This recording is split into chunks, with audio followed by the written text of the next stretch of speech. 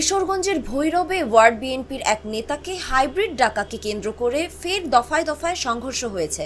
এতে উভয় পক্ষের অন্তত 15 জন আহত হয়েছেন। ভাঙচুর করা হয়েছে বেশ কয়েকটি দোকানপাট।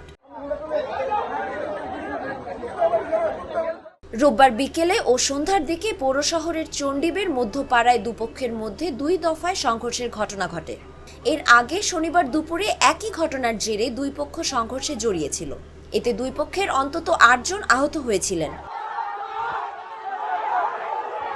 নতুন করে সংঘর্ষের ঘটনা ঘটায় পক্ষ দুটির মধ্যে উত্তেজনা বিরাজ করছে। স্থানীয় সূত্রে জানা যায়, পৌর শহরের চণ্ডীবের এলাকায় উপজেলা স্বাস্থ্য কমপ্লেক্স হাসপাতালে চিকিৎসাধীন ছিলেন কুলিয়ারচর উপজেলা বিএনপির এক জ্যেষ্ঠ নেতা।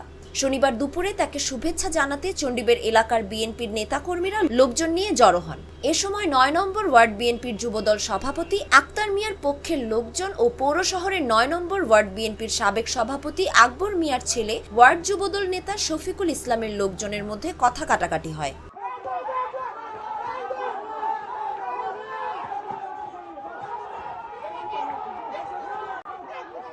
এক পর্যায়ে শফিকুল ইসলামকে হাইব্রিড নেতা ডাকাকে কেন্দ্র করে দুপক্ষের লোকজনের মধ্যে সংঘর্ষের ঘটনা ঘটে। এ সময় গুরুতর আহত হন যুবদল নেতা শফিকুল ইসলাম সহ বেশ কয়েকজন নেতা।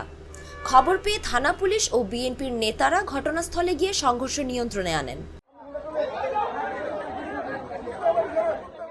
আজ বিকেলের দিকে উভয় পক্ষ আবারও সংঘর্ষে জড়িয়ে পড়ে।